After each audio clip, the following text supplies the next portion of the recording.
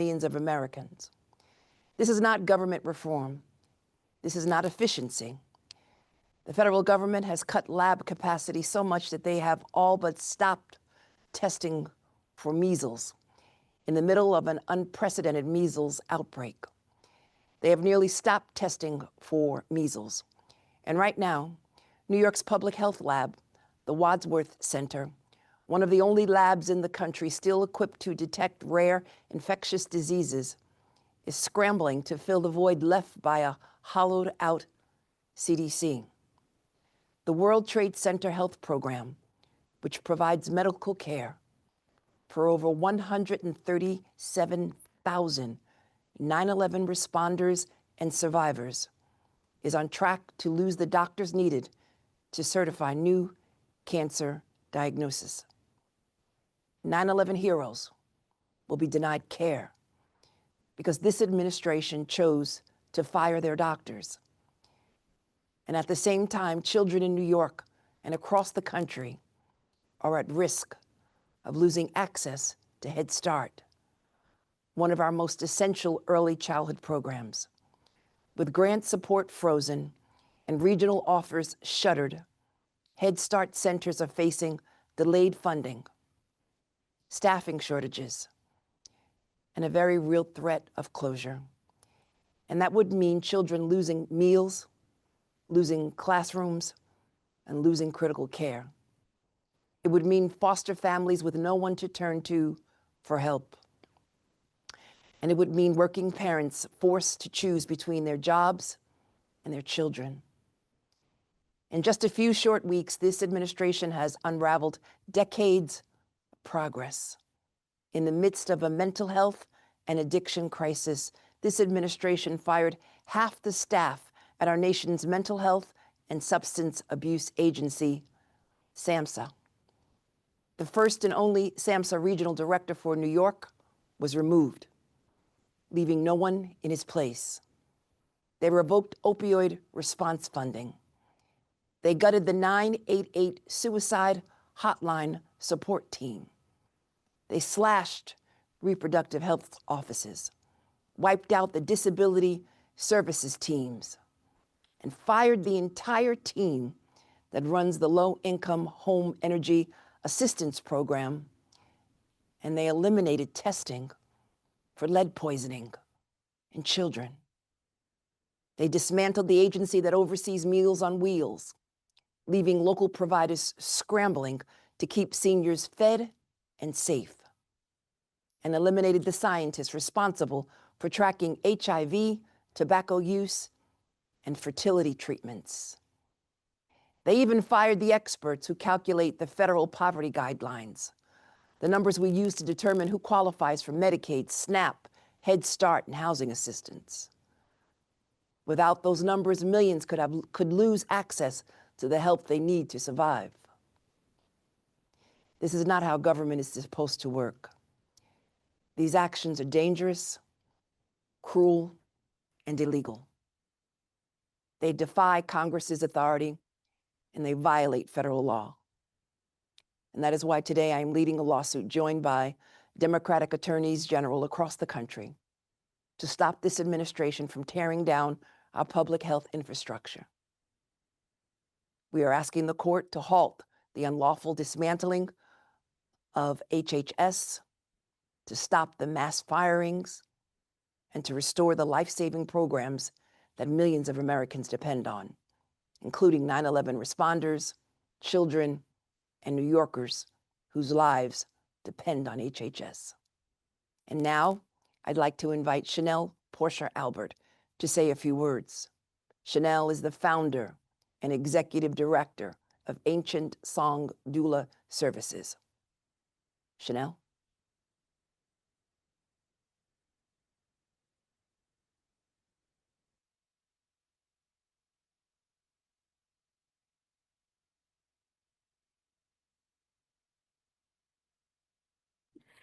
Thank you very much for hosting this press conference today. As mentioned, my name is Chanel Portia Albert, and I am the founder and executive director of Ancient Song.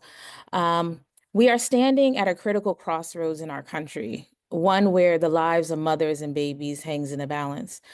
The ongoing stripping away of our maternal health infrastructure through the dismantling of crucial information on access to IVF and family planning, and the defunding of entire departments dedicated to maternal and reproductive health is not coincidental. It is a clear signal. Mothers and babies are not being prioritized. We live in one of the most industrialized nations in the world, yet we fare far worse than our global counterparts.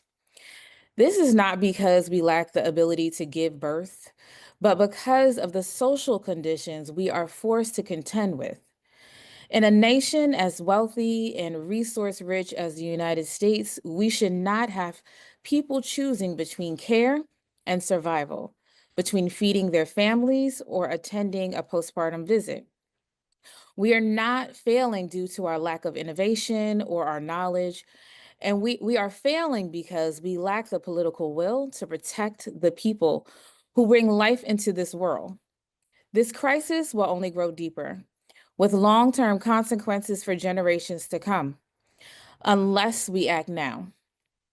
That means investing in maternal health programs, funding community-centered care, strengthening data collection, and creating bipartisan policies that center equity, health, and dignity, not political agendas. So let me be clear. The dismantling and the erasure of maternal health infrastructure reveal a devastating truth, that mothers and babies are not a priority in this nation. In one of the wealthiest, most industrialized countries, we rank lowest or the worst for maternal health outcomes. If we do not invest now in data programs and the policies rooted in equity and upliftment, we will bear the generational cost of this neglect. Maternal health must be a bipartisan priority because the future of our communities depends on it. Thank you.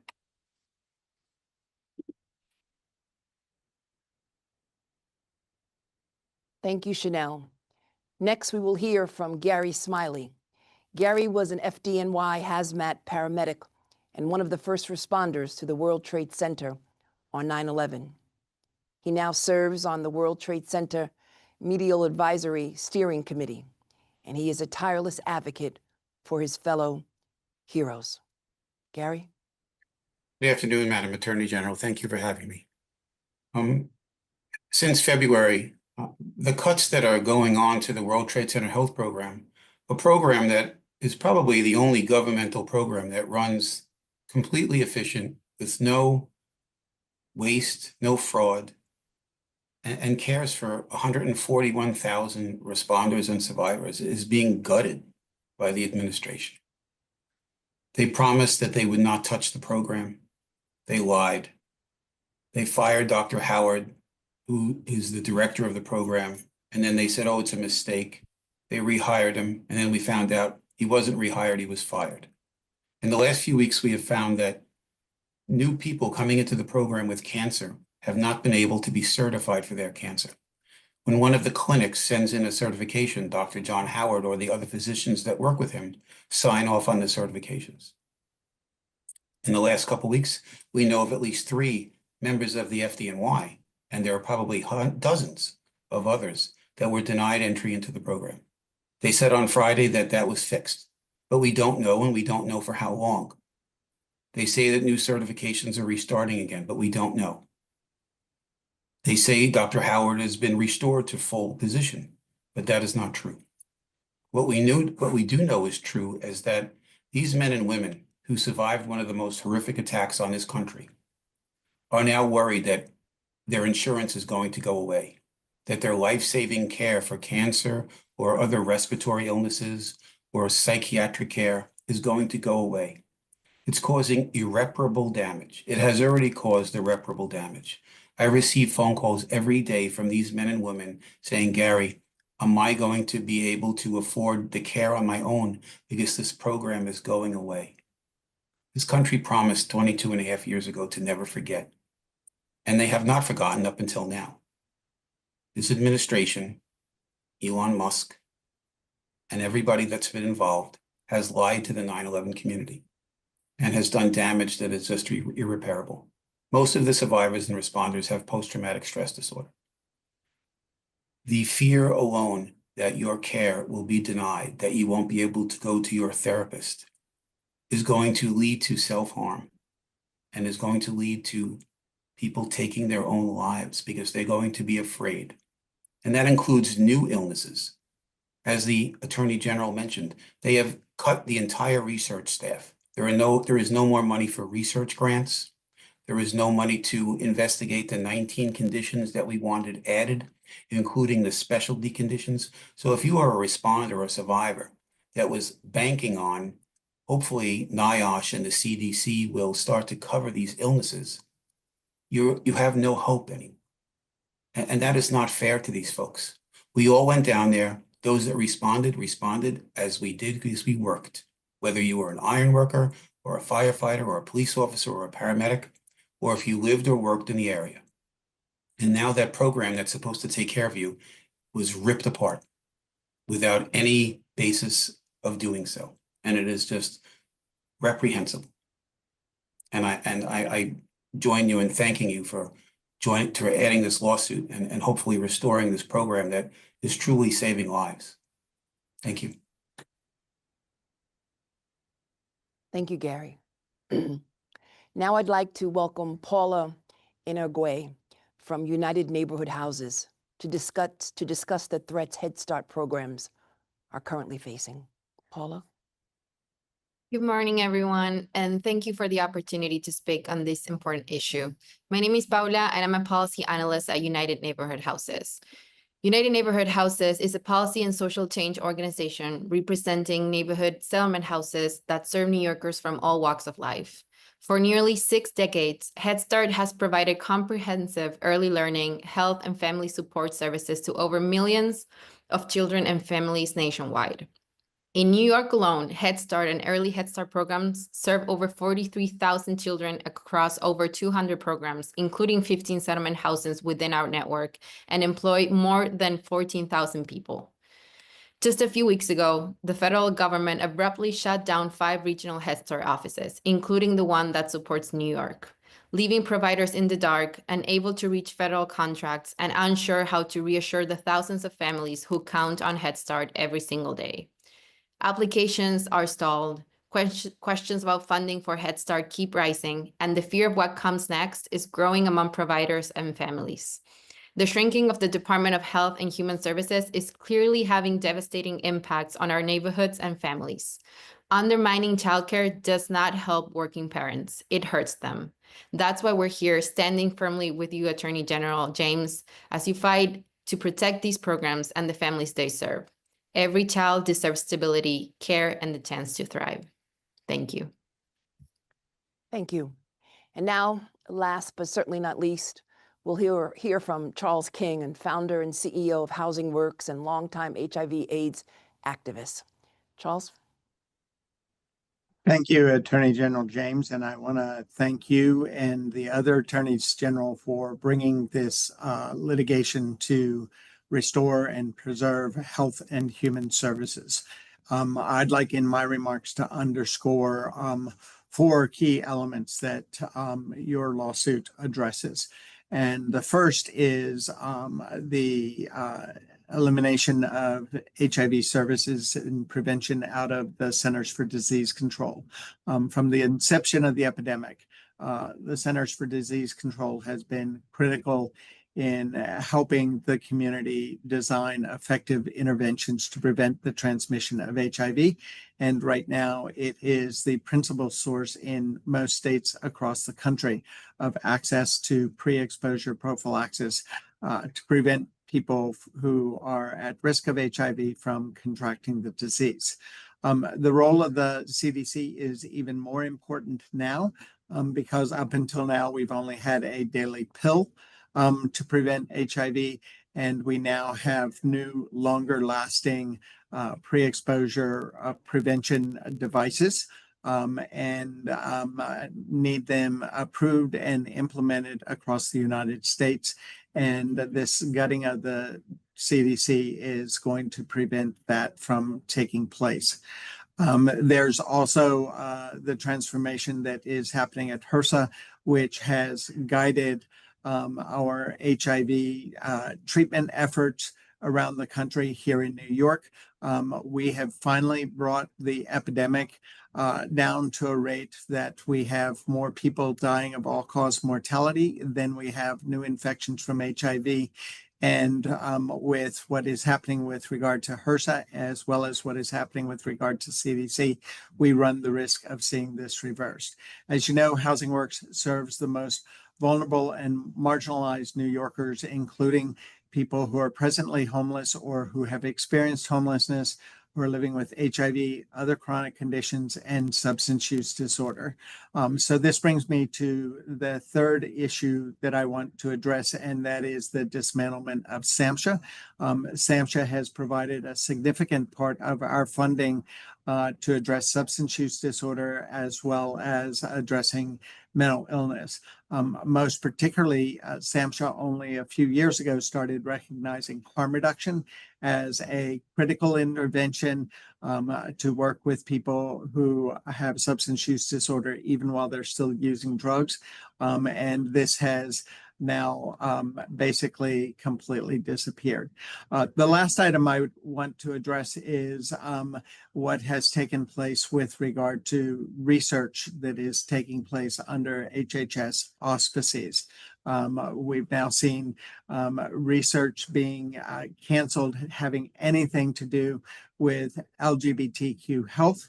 And that includes things like treatment of the combination of sexually transmitted infections as well as HIV. It also includes research into treating TB, and in particular treating multi-drug resistant tuberculosis. All of these things lead to the very scary prospect of revived epidemic of HIV here in New York and across the country, as well as the potential risk of a new epidemic of tuberculosis. So we need a strong Health and Human Services.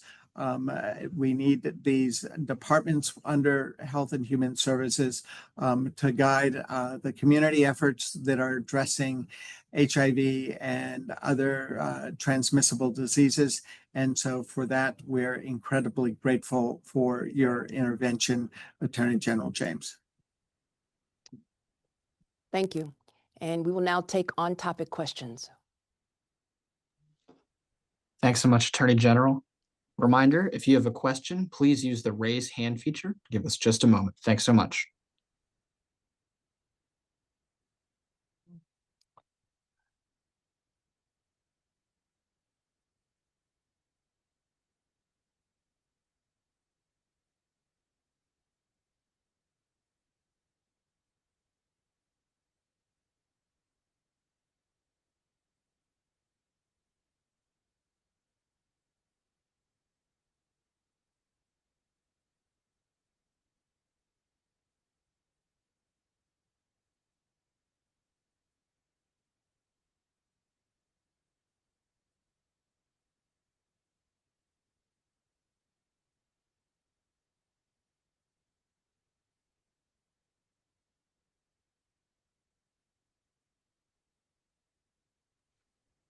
Thanks so much, everybody. Aria Bendix from NBC, go ahead.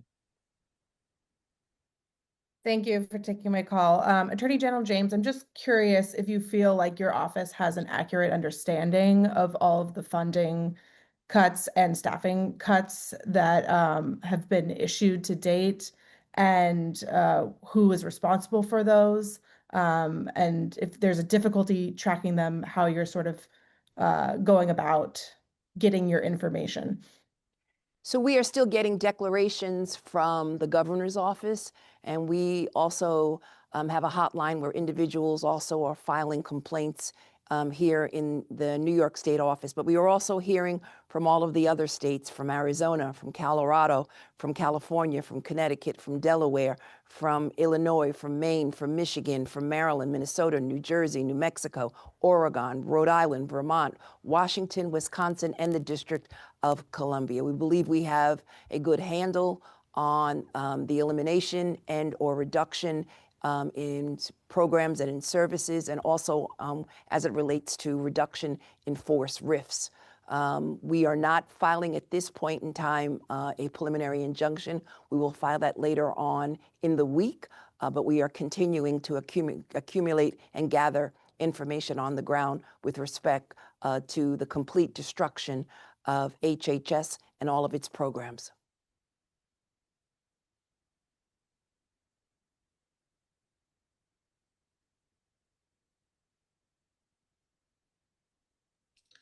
Thank you so much, Attorney General, and thank you so much for the question. Not seeing any others at the moment, we will end today's press conference. Thank you again to our esteemed guests for joining us this afternoon.